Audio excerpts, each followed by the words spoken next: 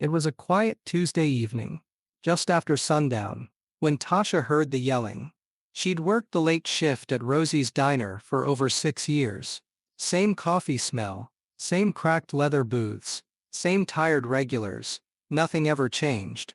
But that night, something felt off. The air outside had that heavy stillness, like a storm was waiting just out of sight.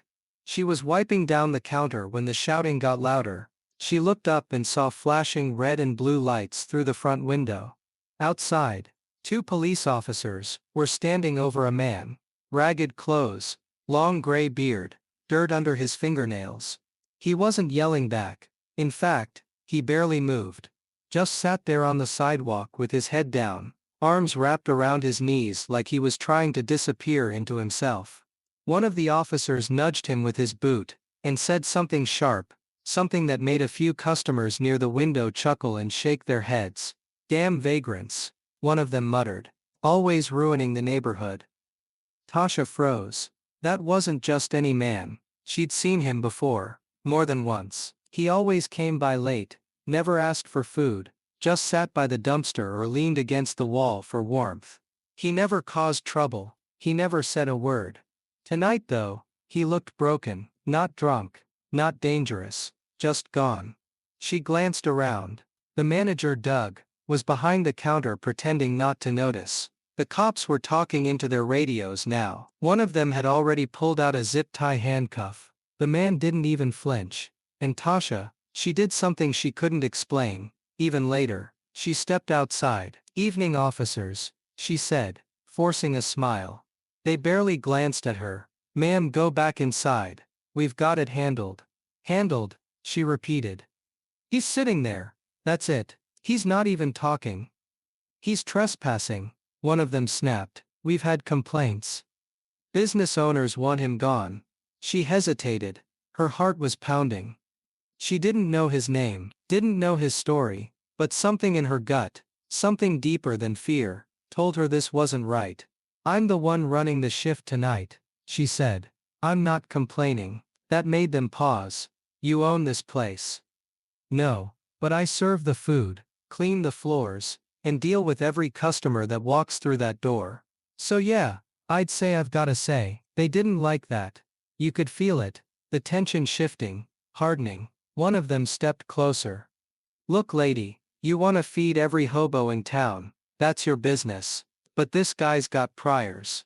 Assault charges, drug stuff. We're taking him in." Tasha looked down at the man. His eyes were barely open, not angry, not afraid. Just tired, in a way that went all the way to the bone. She turned back to the officers. "Then charge him, or let him eat something first." There was a pause, then reluctantly, they stepped back. One of them mumbled something into his radio again. The other shook his head and walked toward the cruiser. Without waiting, Tasha reached out her hand. The man didn't take it at first. He just looked up at her, confused, like no one had spoken to him in years. "It's okay," she said. "Come inside. It's warm."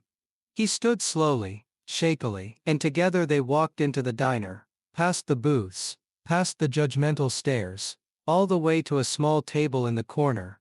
Tasha didn't ask what he wanted. She just brought him a full plate: eggs, bacon, toast and black coffee. Doug hissed at her behind the counter. "You're feeding him. Are you out of your mind?"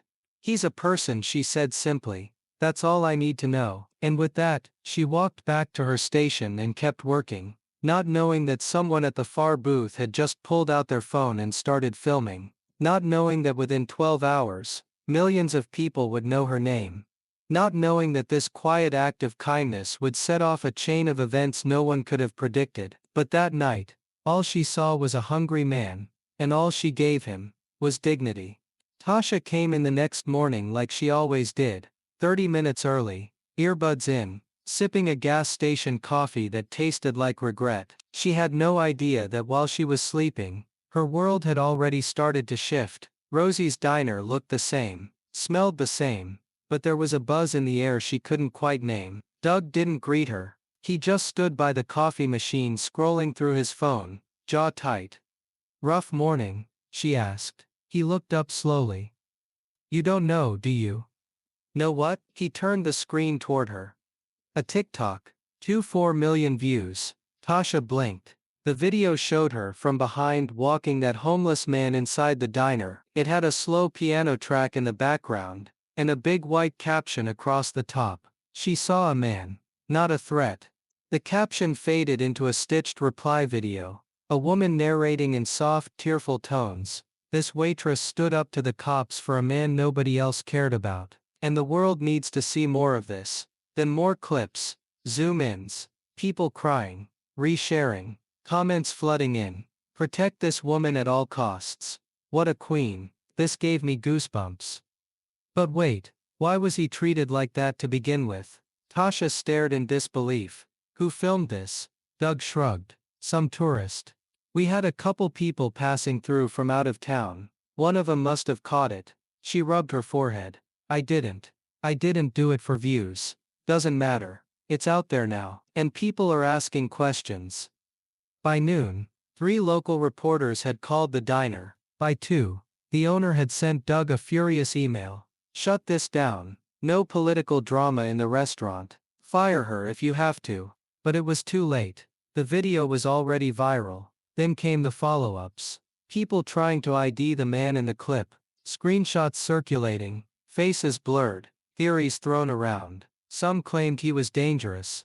Others said he was a war hero. No one knew for sure. That afternoon, a woman came into the diner with her teenage son. They waited patiently while Tasha served other tables, then slipped her a folded note. Tasha read it on her break. It said, "You reminded my boy what it means to care about people. Thank you." Inside was a $50 bill. But not everyone was grateful. The diner's Yelp page was being spammed. This place supports criminals. Manager is woke garbage. Never eating here again. Doug was spiraling. This isn't what we do here, Tasha. We serve food, not start protests. I didn't start anything, she said. I gave a man breakfast. He pointed to the screen. You started a fire, and maybe she had. But as she walked home that night, Tasha couldn't shake one image. The man's eyes. The way he'd looked at her like he hadn't been seen in years.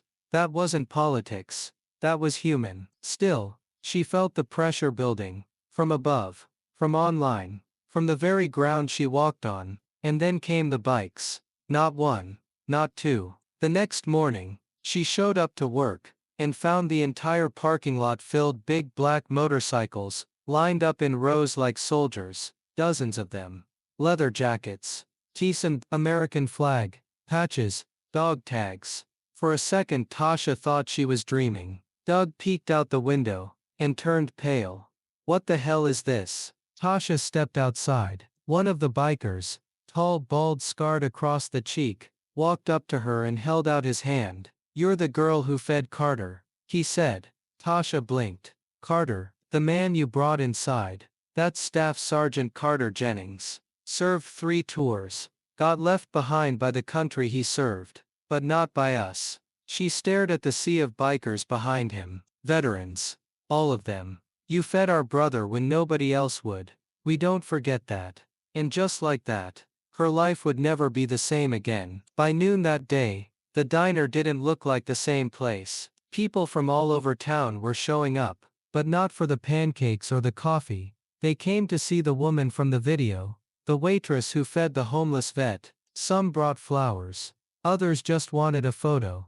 And in the middle of it all, the motorcycles remained like a silent army watching over her. Tasha barely had time to breathe between tables, while one of the bikers, a guy named Hawk, stood by the front door the whole day, arms crossed, saying nothing, just watching, keeping the peace. Doug was losing it. He pulled her aside, and hissed, "What is this? A protest now? You're turning this into a circus." But Tasha stayed calm. They're not here to protest. They're here for Carter. Doug, shaking, snapped. You think those likes and shares are gonna protect your job? Think again.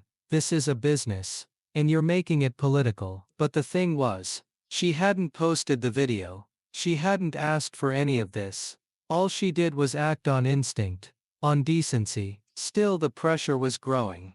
Reporters swarmed the parking lot. Customers either refused to tip, or dropped $100 bills with handwritten notes. One woman cried when she met Tasha. A man in a suit slammed his coffee down and called her naive. And Carter, the man at the center of it all, didn't come back. He disappeared after that one meal like a ghost, and the bikers only said he was healing. That night, Tasha sat on her tiny balcony, a blanket around her shoulders, watching the city lights blink and fade, her phone buzzing every few seconds with messages from strangers, articles, blogs. Some praised her. Others said she'd staged the whole thing. One tweet read, "Wake up. That guy's not a hero. He's a junkie. She's just another bleeding heart, looking for clout." She turned the phone over and stared into the dark. For a moment she doubted herself. Had she made a mistake? Had she invited all this trouble for nothing? But then she remembered Carter's hands, shaking as he held the coffee cup, the way he said thank you without speaking. That wasn't fake. That was real. The next morning, Doug was waiting for her at the diner door. "We need to talk," he said coldly. He led her into the back office and closed the door, where a resignation letter already sat printed on the desk. "The owner wants you gone," Doug said. "Today." Tasha looked at the paper. "Why?" "Because this place isn't supposed to be a political statement. It's supposed to be eggs and coffee. You're a liability now." She didn't argue or cry, just looked him in the eye and asked, "Did you ever stop to wonder why that man ended up outside our door in the first place?" Doug said nothing. Tasha picked up the letter, folded it once, and placed it in her purse. When she stepped outside, the bikers were still there, all of them, silent, waiting. Hawk raised an eyebrow. "You done?" "I'm done," she said. He nodded, then reached into his jacket and pulled out a business card. It was black with silver lettering. Freedom Riders Foundation. Veterans. Advocates. Family. "We've got a spot for you," Hawk said. "If you want it." Tasha didn't know what that meant yet, but she took the card. She looked back at the diner one last time. The booths, the counter, the smell of bacon grease clinging to her uniform. Then she turned away, towards something new, something bigger than coffee and tips. What she didn't know was that across the country, the video had reached someone else. Someone who did know Carter Jennings. Someone who hadn't seen him in over a decade. Someone who once called him captain, and that person was already on their way. The next few days felt like a fever dream. Tasha stayed home. Her phone didn't stop buzzing. News stations, podcasts, invitations to speak on morning shows. She ignored them all. What could she possibly say? That she gave a man eggs, and it broke the internet? But behind the scenes something bigger was moving. That video had reached far beyond her city. It had made its way to veterans groups, charity networks, even Capitol Hill. Everyone wanted to know the same thing. Who was Carter Jennings? And why had a war hero ended up homeless, sick and forgotten? And then, the answers started surfacing. Carter Jennings wasn't just any soldier. He was a decorated staff sergeant who'd led his unit through one of the bloodiest ambushes in Kandahar. A dozen lives were saved because of his actions. He was awarded the Bronze Star, but never showed up to accept it. After returning home, he fell through every crack in the system. PTSD, addiction, dishonorable discharge for missing therapy appointments, no benefits, no support. People were furious. The hashtags changed. SUF, Feed the Forgotten Of, Justice for Carter of Honor, The Helpers, and somehow in the middle of it all, Tasha became the symbol, the woman who'd looked past the dirt and the rumors and saw a man worth saving. On the fifth day, a black SUV pulled up outside her apartment building. A man in uniform stepped out, tall, gray-haired, his metals shining even in the shade. Tasha opened the door cautiously. "Can I help you?" The man took off his cap. "Colonel Dean Matheson. I served with Carter. I came to thank you." She invited him in, stunned. They sat in her tiny kitchen, while he told her about the man from the diner, how Carter used to crack jokes before missions, How he once carried a wounded soldier 5 miles through enemy fire, and how, after coming home, everything unraveled. They called him a hero, Matheson said quietly, but treated him like trash the second he stopped being useful. Tasha listened, her throat tight. The colonel pulled out a letter, handwritten, smudged with dirt. Akikti asked me to give you this. Tasha opened it with trembling hands. Tasha, I don't remember the last time someone looked at me and didn't see a threat, or a failure. That day at the diner, you gave me more than food. You reminded me I was still human. Thank you, Carter. She had to look away to keep from crying. The colonel stood to leave. He's in a recovery center now, one of the good ones. We pulled some strings. He paused at the door. We failed him for years. But you didn't. After he left, Tasha sat in silence for a long time. She thought about Carter's hands shaking over the coffee, about the way he'd said thank you without a single word, about how many other people were out there, invisible, erased. Later that evening, her phone rang. It was Hawk. We're organizing something, he said. A ride. Not a protest. A statement. For Carter. For every vet left behind. You in? Tasha hesitated only a second. Yeah. I'm in. That Saturday, they gathered. Not just the Freedom Riders but hundreds more. Vets from other states. Nurses. Activists. Families. They filled the streets in silence. Engines rumbling like thunder. Holding signs that didn't scream, but spoke loud enough. Every hero deserves a home. Dignity isn't optional. She saw a man at the front of the line, on the back of a black and chrome bike, rode Tasha, not because she planned it, not because she wanted attention, but because they asked her to, because in a world full of people who walked past, she had stopped, and behind them all, in a van with tinted windows, sat Carter, watching. He didn't speak, didn't wave, but he smiled. 2 weeks after the ride, the world moved on, as it always does. The news cycle churned forward. New scandals, new faces. But for Tasha, everything had changed. She wasn't just the waitress anymore. She was the one who reminded people what kindness looked like when nobody was watching. She'd been offered job interviews, speaking gigs, even a book deal, but she turned them all down. Instead she showed up, quietly, without fanfare, at the Freedom Riders' new outreach center on the edge of town. It was an old mechanic's shop converted into a safe haven for veterans. They needed someone to run the kitchen, someone who understood that sometimes what a person needs isn't advice or a lecture, just a hot meal and a look in the eye that says, "I see you." She said yes.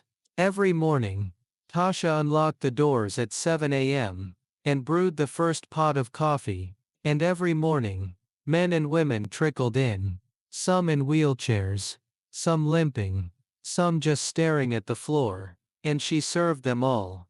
No questions, no judgment, just the way she had with Carter. Then, one day, Carter came back. He walked into the center quietly, without warning, still thin, still weathered, but something was different.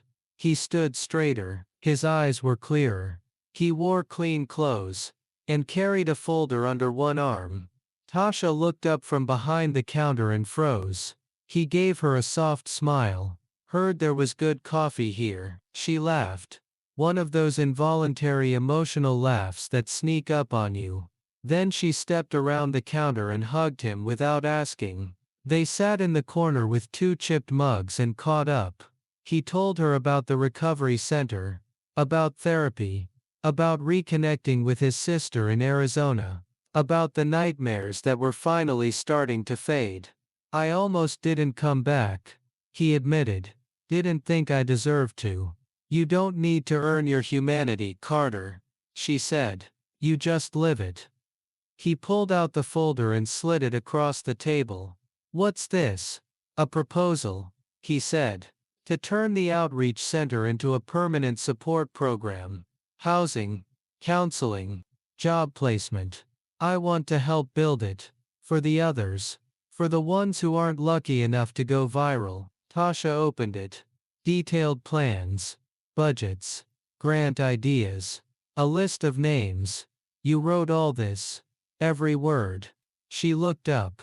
You found your voice again. He nodded. Because someone reminded me it mattered. That night they locked up the center together. The sun dipped low, casting orange light across the street. Carter looked out at the horizon and asked, "You ever wonder why that day? Why me? Why you?" Tasha thought for a long moment. Because maybe, she said, the world needed to be reminded that kindness doesn't need a camera, it just needs a moment. They stood there in the quiet. No sirens. No headlines. Just two people, who crossed paths and changed the trajectory of a life. Or maybe more than one.